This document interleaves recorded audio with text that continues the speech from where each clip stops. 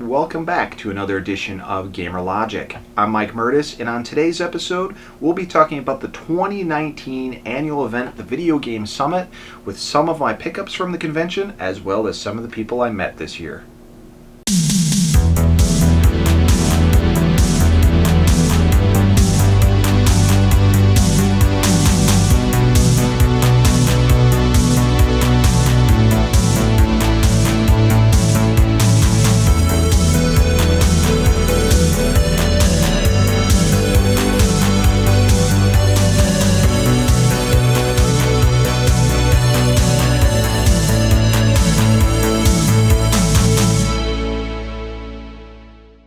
So if you're unfamiliar with the Video Game Summit, it is an annual video game convention that takes place in Villa Park at the Odeum Center every year. This is a great event. I attended it yesterday. You know, this event is right in the middle of the summer, so it's perfect for me because, of course, I have the Midwest Gaming Classic in the beginning of April, and then we get to the summer, and we got Video Game Summit. And even though the Video Game Summit is a smaller event compared to the Midwest Gaming Classic, that doesn't necessarily mean that you're not going to find great stuff, have fun, or meet some great people. One of the coolest things I like about Video Game Summit is when I go to Midwest Gaming Classic in April, I kind of have this hit list of stuff that I want to pick up, right? And sometimes I find the stuff and other times I do not. And it never fails. When I go to Video Game Summit, usually what I missed at Midwest Gaming Classic is available to purchase at VG Summit in some form or fashion. And what's also cool is the vendors are distinctively different in the aspect that the merchandise is different. So stuff I didn't expect to find at VG Summit, I often find where I would expect to find it at Midwest Gaming Classic and vice versa. There's surprises at both events. So it's definitely worth checking out Video Game Summit. Now this year, I will admit the event was a little hot. The scorching heat of the summer is finally here in the Midwest, and it was hot. Now, unfortunately, there's nothing that the guys at Video Game Summit can really do because that comes down to the venue itself. And as they later discovered, it was actually because the folks that were using the vendor later that night, or I should say the venue, actually had the skybox open. So I guess due to this window being open, basically any airflow, cold airflow in the building was pretty much getting sucked out of it, unfortunately. So kind of a bummer there. It was a little hot, but not hot enough to ruin the fun and pick up some great stuff. So I will be covering a few things I picked up later on this episode, but I figured I'd talk about some of the great people I got to meet at VG Summit this year. And the first and foremost being the co-promoter of the event, Todd. I actually met him towards the entrance of the convention, which is actually expanded out. You used to walk into the room, you used to pay for your tickets, walk in the room, and then, you know, go through the whole vendor hall here. Now it's kind of expanded out to the hallway, which is cool, over by the bar, all the way down to the restrooms. But I met him out there. What a cool guy. The big thing about Todd was he was enthusiastic about the event. Very generous, very thankful that we attended. Very cool to meet him. You know, I've been through so many different conventions through various aspects. Pro wrestling, comic books, anime, gaming, the list goes on and on. And you meet some of these promoters that you look at them and they have this please kill me look on their faces because they just don't want to do it anymore. And to be perfectly fair, it's not easy to run these conventions. It's stressful, people cancel, things change, the venue changes, all sorts of stuff. So it's not easy to do, but it says something about the people running the event when, after all of that is said and done, they're walking through the show floor and they're still super enthusiastic about the convention that they're holding. Todd was like that.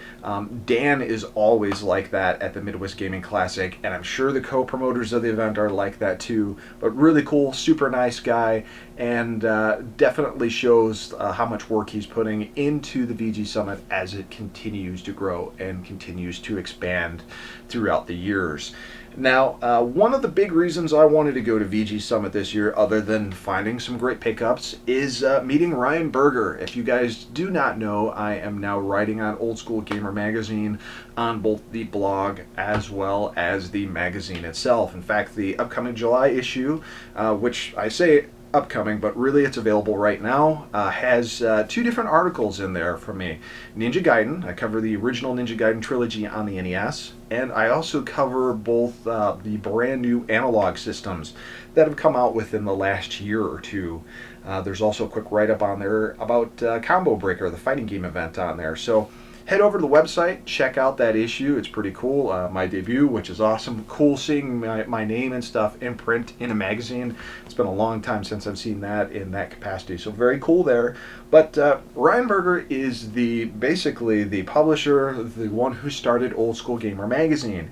And I knew he was going to be there, so I figured I'd introduce myself in person, and we did so. Super cool guy, down to earth, easy to talk to, good sense of humor, and really we just kind of bounced ideas back and forth. Kind of got a read on me as far as how far my video gaming history goes from past to present and to future, and just what else we can do for the magazine in general. So very cool guy, a lot of great stuff coming down the pipe, but cool dude. And a couple cool things I want to point out about Old School Gamer magazine, that if you're going to these video game conventions for the rest of the year, keep an eye out for the Old School Gamer booth. You may see Ryan there, you may see myself there, you may see Emmy from GamerLogic.net as well, just at the booth. And if you're interested in getting a free digital subscription there, you can do so. We have drawings. If you're interested in those cool Replicade arcade cabinets, we're usually doing giveaways for that. But one other cool thing is we are actually offering special convention issues, and these have different covers and they're really cool. It's a really quick mini look at the magazine, and it's got a lot of great articles in there. Check it out, it's for free. If you like this, then there's a pretty good indication that you're going to like the digital magazine as well as the print magazine. So definitely check that out in upcoming future conventions that are going on across the US this year. You can always check out the event map over at Old School Gamer, and it'll actually let you know who and where we're going to be next. To top things off, Ryan did give me my official staff polo here for Old School Gamer, which is pretty cool. Didn't get a chance to wear it at the show. Unfortunately for me, yesterday was kind of a busy day with a lot of different plans going on. I wish I could have stayed longer and helped promote the magazine a little bit more, worked on getting the subscriptions and the contest entries, but unfortunately had to head out due to a few obligations I had there in that regard. But totally fun, great event. Cool guy, definitely check out the magazine. And as a part of coming with the magazine here and meeting Ryan Berger, Walter Day was actually at the show this year. Kind of cool. I got to help him bring his bags in and get him into the event and kind of help get him settled. I've seen Walter Day in a variety of different documentaries, obviously a lot of write-ups. I mean, he's kind of the godfather of video game competition, video game scores, right? He is a busy guy when he's at conventions. People just flock towards him because he naturally has this charisma that he kind of gives off. He's got this cool mystique to him, if you will. And I've never got the opportunity to talk to him. I've kind of seen him off by himself at times, and he may be on his phone, or he may just kind of be taking a break. I really hate interrupting people when they're just trying to relax, especially at a convention. But it was cool. I got to help him again get into the convention, and he asked me what my name was, and I shook his hand, and it was cool to finally get to meet him and just kind of get a read off him. Again, just this really down-to-earth, generous guy that truly loves what he does. I mean, he drove pretty far to get out to this convention, and I think he had a great time. Super cool guy, and again, it's just really cool how people flock to him at these events and want to talk to him and just want to talk video game history with him and get a picture with him. So super cool there. So that's kind of in a nutshell everything that happened from a meeting perspective at the Video Game Summit this year. Why don't we switch over and talk about some of the pickups I got this year from the convention. Alright, let's talk about some of the pickups we got from the show this year. It always fluctuates what I get at these events, depending on what I find. I tend to be a little bit more frugal when picking up stuff these days, And the great thing was, prices were generally great with a lot of the vendors. And of course, you can always work deals out with vendors. Got a really great deal on a lot of these items because I bought it from the same guy. But let's talk a little bit about what I picked up. First off, on the PlayStation 2, this is JoJo's Bizarre Adventure. I did not know they had a PlayStation 2 title for this. I'm pretty familiar with the PlayStation 1 version of JoJo's Bizarre Adventure, which came out on PlayStation 1, arcade, Capcom CPS3 hardware specifically, as well as the Dreamcast. It is a great Capcom 2D fighter that absolutely captures the viewpoint, the art style of everything that the third arc of JoJo's Bizarre Adventure was. Very cool that they did this game. This looks like it's focused on the original arc, the very launch of the series. And I think this is, it's not Joseph Joestar, it's Jonathan Joestar, and of course his meeting with Dio and all the other adventures that come with that. So this is cool. I'm curious to see what this is like exactly, because again, I had no idea that this was out. Speaking of Capcom, I found this cool little pamphlet that was available for sale. This must have been like from a trade show or something like that, but it covers the mid-90s era of Capcom. So the Street Fighter Alpha series, Resident Evil coming out, as well as a variety of other Capcom titles here. But it's cool reading through it because it really takes you back to the dawn of the 32-bit age with Capcom Studios. Because even they say here, you know, for over a decade, Capcom has led the industry as a premier independent consumer software publisher and arcade game manufacturer. This was really when Capcom just had over a decade of experience, which we've come a long way from that now, but various 32-bit titles in here for the PlayStation and Saturn are covered. Marvel Superheroes, a couple of games that I'm actually not familiar with, and I'm very, very intimate with the Capcom label. Werewolf the Apocalypse, which the photos in this are so early, it makes me wonder if this got canceled. Street Fighter Alpha's in here, Star Gladiator's in here, Buster Bros, which I'm pretty sure came out, Resident Evil, of course, and you know what else is really cool about this? It's the long box stuff here. This is not the jewel case stuff. This is the long box PS1 Saturn era. Major Damage, which I wonder if that ever came out. I'm going to have to look. And of course, they're covering Street Fighter Alpha 2, which is available fourth quarter of '96. So that puts this in the perspective that this came out in 1996 for this pamphlet. But cool, vintage video game history that I like, finding reading material with.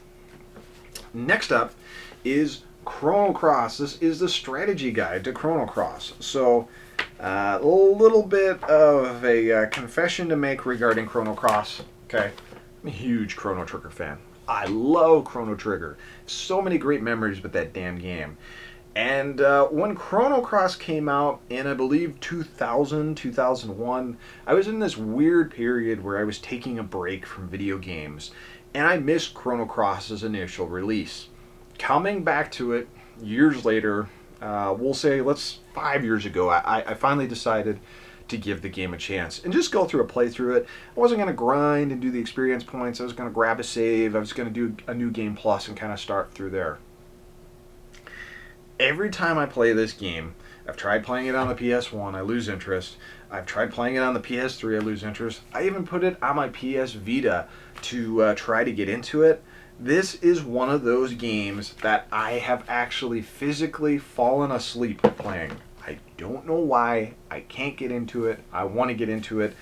Picking up this guide is my last ditch effort to try to do so. If you ever run into a game that has physically made you just want to fall asleep, it's weird because so many people love Chrono Cross and I just can't get into it. So I'm hoping this is my last ditch effort to try to make this work. I'll just put this down here. Next up is the Namco Gun, I don't want to say COM, I want to say Gun Con. And this was used in games like Time Crisis, Project Titan, Time Crisis, and other shooters that are available. But this is the Japanese version of it. I do have a American version of this, but the cool thing about the Gun Con in Japan is the fact that it is a straight up black gun more true to the arcade style, and there's just something really cool about it. And plus, it's boxed, so I really couldn't skip it there. I am trying to, and this reminds me because I still have to find this. I'd like to get a link cable for the PlayStation 1 because I am under the mindset that I believe Time Crisis 1 had the option to link two PlayStations together and play it. If not, there's some other titles I want to check out for that, but I'm interested in finally doing that. So if I can do that with two gun cons and actually replicate the Time Crisis arcade experience without having to get one of the cabinets, I'd like to do so. But maybe that was Time Crisis 2 that did that. Speaking of light gun games, I did pick up this bundle pack of Virtual Cop, and this is Virtual Cop 1, the import version on Sega Saturn, as well as the Sega Stunner. No, not the Stone Cold Stunner, the Stunner itself. And again, this focuses on a purely black looking gun that you could never ever sell in North America. And this is the type of stuff that if you ran around the neighborhood with, I guarantee the cops would get called on you, and I guarantee you'd probably get shot. But again, cool title and cool gun along with Virtual Cop. So looking forward to play this because I picked up a Sega Stunner, a Saturn Stunner from, where did I pick that up? Press Start Games up in Appleton, Wisconsin, the last time I was doing a quick run through business trip there. And this one had an arcade mod, so it'll be cool finally being able to play two players with this. So I have a few ideas in mind with that one. So that's it for the games. I did pick up a couple t-shirts. One you can see right here, which is a Virtua Fighting t-shirt. Virtua Fighter. You can't save her, of course indicating Aerith's death in Final Fantasy. Spoiler alert. You should really know she dies by now. I'm sorry, guys. Very cool Virtual Boy t-shirt as well. Virtual Boy doesn't get a lot of love. It's a unique system, but pretty cool. Very cool indeed. So overall, guys, that was my pickups at the VG Summit this year. So I hope you enjoyed my little feedback and my little reminder, my review, I guess, of the event would be the proper term for it. And always looking to go next year. So if you went, let me know what you picked up and what other video game conventions are you looking forward to going to this year. I'm hoping to go to a couple more. Thanks for watching, guys. Peace.